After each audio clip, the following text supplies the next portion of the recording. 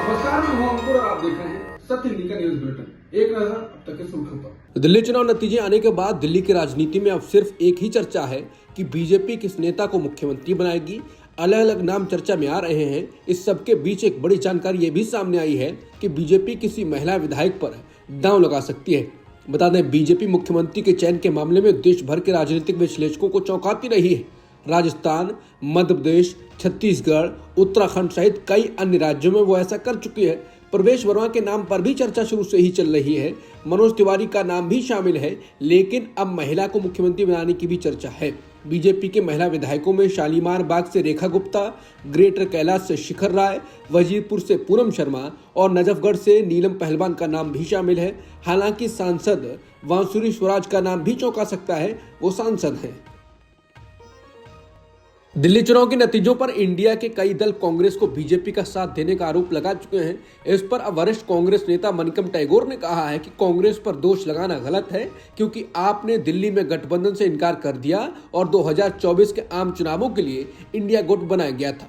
उन्होंने कहा कि हमारे गठबंधन सहयोगियों को समझना चाहिए कि वो गलत पार्टी पर उंगली उठा रहे हैं। उन्हें अपनी आलोचना उस पार्टी की ओर डायरेक्ट करनी चाहिए जो वास्तव में दिल्ली में इंडिया गुट को तोड़ने के लिए जिम्मेदार है। दिल्ली के पूर्व मुख्यमंत्री और पार्टी प्रमुख अरविंद केजरीवाल ने मंगलवार को दिल्ली में पंजाब के मुख्यमंत्री भगवंत मान और राज्य के विधायकों के साथ महत्वपूर्ण बैठक बुलाई है। बैठक दिल्ली के चुनाव नतीजों और पंजाब में आपके गढ़ पर इसके संभावित प्रभावों पर फोकस रहेगी। ये बैठक आपसे सत्ता छीनने के फौरन बाद हो रही है। बता दें, अरविंद केजरीवाल खुद अपनी सीट पर चुनाव हार चुके हैं। पंजाब में आम आदमी पार्टी ने दिल्ली मॉडल के दम पर प्रचार करके और उसे मौका देने का वादा करके विधानसभा चुनाव जीता था। अब पंजाब में भी दिल्ली मॉडल पर सवाल उठना लाजमी है। जिसके बाद केजरीवाल ने मुख्यमंत्री और विधायकों को दिल्ली बुलाया है, इसके बाद भी सवाल उठने लगे हैं। सवाल ये है कि क्या दिल्ली में चुनाव हारने के बाद अरविंद केजरीवाल अब पंजाब में अड़चन बनेंगे? क्या पंजाब में अब अधिक हस्तक्षेप होगा? बीजेपी नेता जयवीर शेरगिल कह चुके हैं कि केजरीवाल अब भगवंत मान को सीट खाली करने के लिए मजबूर करेंगे। पंजाब मंत्रिमंडल की आज होने वाली बैठक रोक दी गई है। ये बैठक अब गुरुवार 13 फरवरी को होगी। अभी तक बैठक टालने का कोई स्पष्ट कारण सामने नहीं आया है। हालांकि कांग्रेस का दावा बता रहा है कि पंजाब में भगदड़ मचने वाली है।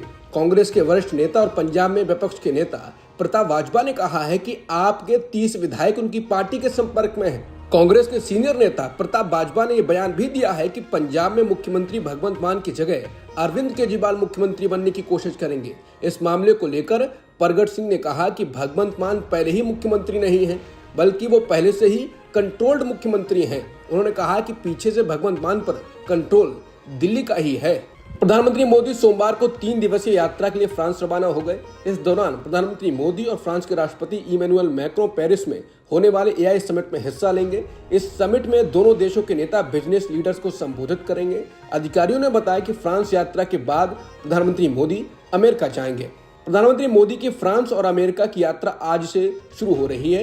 पीएम मोदी पहले फ्रांस में 10 से 12 फरवरी तक रहेंगे और उसके बाद अमेरिका जाएंगे। वहां वो 12 से 14 फरवरी तक रुकेंगे। हालांकि इससे पहले ट्रंप फिर से झटका देने वाले हैं। ट्रंप ने कहा है कि अमेरिका में आयात किए जाने वाले स्टील और एल्यूमिनियम पर 25% टैरिफ लगाने की घोषणा की जाएगी। ट्रंप के इस कदम का सबसे ज्यादा असर कनाडा पर पड़ेगा। दरअसल कनाडा और मेक्सिको स्टील के व्यापार के मामले में अमेरिका के सबसे बड़े पार्टनर हैं। अमेरिका में एल्यूमिनियम भेजने वाला सबसे बड़ा सप्लायर कनाडा है। हालांकि इसका भारतीय अर्थव्यवस्था पर कई तरीके से बुरा असर पड़ेगा। अमेरिका ही नहीं, यूरोप में भी इसका निर्यात प्रभावित होगा। अब सवाल है कि क्या ट्रंप मोदी को एक लंबी लिस्ट पकड़ाने जा रहे हैं? स्टील सेक्रेटरी संदीप पाउंड्रिक ने सोमवार को कहा कि स्टील आयात पर टैरिफ लगाने की अमेरिकी घोषणा का भारतीय उद्योग पर ज्यादा असर नहीं पड़ेगा, क्योंकि घरेलू बाजार मजबूत है और अमेरिका को थोड़ी मात्रा में निर्यात किया जाता है। बता दें, राष्ट्रपति ट्रंप ने कहा है कि वो अलग अलग देशों के सभी स्टील और एल्यूमिनियम आयात पर 25% अतिरिक्त टैरिफ की घोषणा करेंगे। हालांकि Bengal chamber of commerce and industry द्वारा आयोजित एक कार्यक्रम में अधिकारी ने कहा कि अमेरिकी राष्ट्रपति ने स्टील पर टैरिफ लगाने के बारे में कहा है। हम वास्तव में अमेरिका को कितना स्टील निर्यात करते हैं? हमने पिछले साल 145 मिलियन टन स्टील का उत्पादन किया था, जिसमें से 95,000 टन अमेरिका को निर्यात किया था। इसलिए इससे क्या फर्क पड़ता है कि आप 145 मिलियन टन में से 95,000 टन निर्यात करने में सक्षम नहीं है। कॉमेडियन समय रैना का शो इंडियाज गॉट लेटेंट विवादों में घिर गया है। दरअसल हाल ही में एक वीडियो डाला गया जिसमें रणवीर अहलावालिया के कमेंट और बाकी पैनलिस्ट के अश्लील कमेंट से विवाद बढ़ गया। पॉडकास्टर रणवीर अहलावालिया पर सोशल मीडिया यूजर बरस पड़े हैं। बता दें, अहलावालिया ने अपनी टिप्पणी के लिए माफी भी मांगी है। हालांकि उनके खिलाफ शिकायत भी दर्ज करा दी गई है। वहीं पार्टी लाइन से हटकर राजनेताओं ने पॉडकास्टर की आलोचना की। उनकी आलोचना करने वालों में महाराष्ट्र के मुख्यमंत्री देवेंद्र फडणवीस भी शामिल थे। मुख्यमंत्री ने कहा कि मुझे इस बारे में जानकारी दी गई है, हालांकि मैंने अभी तक इसे नहीं देखा है। मुझे पता चला कि वो बहुत अश्लील था और ये गलत था। हर किसी को बोलने की आज़ादी है, लेकिन ये आज़ादी तब खत्म हो जाती है जब हम दूसरों की आज़ादी में दखल देने लगते हैं। हर किसी की अपनी सीमाएं होती हैं। अगर कोई उन्हें पार करता है तो कार्रवाई की जाएगी। शिवसेना यूबीटी की नेता प्रियंका चतुर्वेदी भी इंडियाज गॉट लेटेंट पर बोली हैं। उन्होंने कहा कि मैं आईटी एंड कम्युनिकेशन की स्थायी समिति में एक सदस्य के रूप में इंडियाज गॉट लेटेंट शो के बारे में मुद्दा उठाऊंगी, जिसमें इस तरह की अश्लील निंदनीय सामग्री को कॉमेडी के रूप में प्रसारित किया जाता है। हमें सीमाएं निर्धारित करने की जरूरत है, क्योंकि ये प्लेटफॉर्म युवा दिमागों को प्रभावित करते हैं। वो सामग्री के रूप में पूरी तरह से बकवास कर रहे हैं। प्रियंका चतुर्वेदी ने कहा कि रणवीर अहलावालिया द्वारा इस्तेमाल की गई भाषा, जिसे उस कॉमेडी पैनल के अन्य लोगों ने भी सक्रिय रूप से प्रोत्साहित किया था, ये अस्वीकार्य है। बाकी नेता भी इसको लेकर काफी गुस्साए हुए हैं और सोशल मीडिया पर यह मुद्दा ट्रेंड कर रहा है। मणिपुर के मुख्यमंत्री पद से भाजपा के एन बीरेन सिंह के इस्तीफे पर केरल के वायनाड से कांग्रेस की सांसद प्रियंका गांधी ने सोमवार को प्रतिक्रिया दी। प्रियंका गांधी ने कहा, यह तो लंबे समय से लंबित था। बता दें, मणिपुर के मुख्यमंत्री एन बीरेन सिंह ने अपने पद से रविवार शाम को इस्तीफा दिया। मुख्यमंत्री ने अपने इस्तीफे में लिखा, अब तक मणिपुर के लोगों की सेवा करना सम्मान की बात रही है। बीरेन सिंह ने रविवार को ही गृह मंत्री अमित शाह से मुलाकात की थी। मालूम हो कि मणिपुर में मई 2023 से जातीय हिंसा भड़क उठी थी। हिंसा का यह दौर बहुत लंबा चला, जिसमें बड़े पैमाने पर कुकी और मैती समुदाय के लोगों की मौत हुई। विपक्ष काफी समय से मुख्यमंत्री एन बीरेन सिंह के इस्तीफे की मांग कर रहा था और अब एन बीरेन सिंह को हटाया गया है। मणिपुर के मुख्यमंत्री पद से बीरेन सिंह के इस्तीफे के बाद कांग्रेस नेता जयराम रमेश ने प्रधानमंत्री मोदी से कुछ मांगे रखी। जयराम रमेश ने कहा है कि मणिपुर में बिगड़े हालात के जिम्मेदार केंद्रीय गृह मंत्री हैं।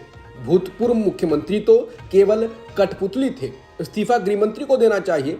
रमेश ने कहा कि प्रधानमंत्री विदेश जा रहे हैं, मगर 20 महीनों से मणिपुर नहीं गए हैं। हमारी मांग है कि गृह मंत्री इस्तीफा दें और प्रधानमंत्री मोदी मणिपुर जाएं, वहां के हालात को समझें और लोगों को भरोसा दिलाएं कि वो उनकी परवाह करते हैं। उन्होंने कहा कि 10 फरवरी को कांग्रेस मणिपुर विधानसभा में अविश्वास प्रस्ताव लाने वाली थी। मुख्यमंत्री ने जब देखा कि उनके विधायकी साथ नहीं है तो उन्होंने इस्तीफा दे दिया। इसमें 20 महीने का वक्त लगा। महाकुंभ में श्रद्धालुओं की जबरदस्त भीड़ है। संगम पहुंचने के सभी रास्तों में 10 से 15 किलोमीटर लंबा जाम लगा है।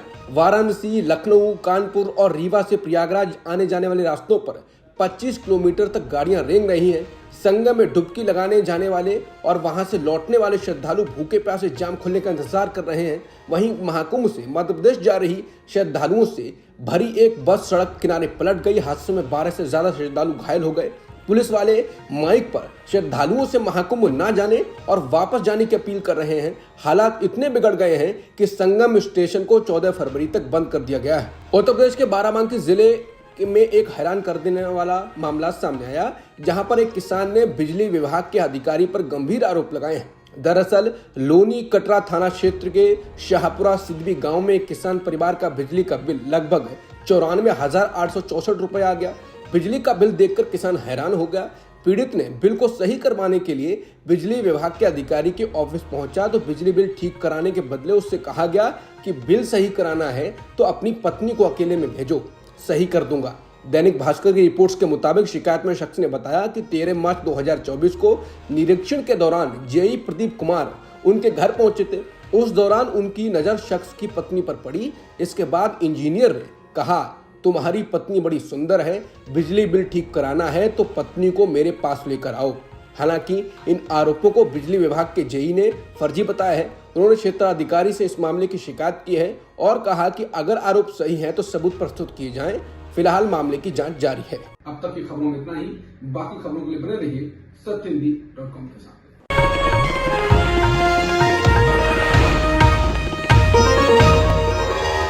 Copyright disclaimer under Section 107 of the Copyright Act 1976. Allowance is made for fair use for purposes such as criticism, comment, news reporting, scholarship, and research. Fair use is a use permitted by copyright statute that might otherwise be infringing.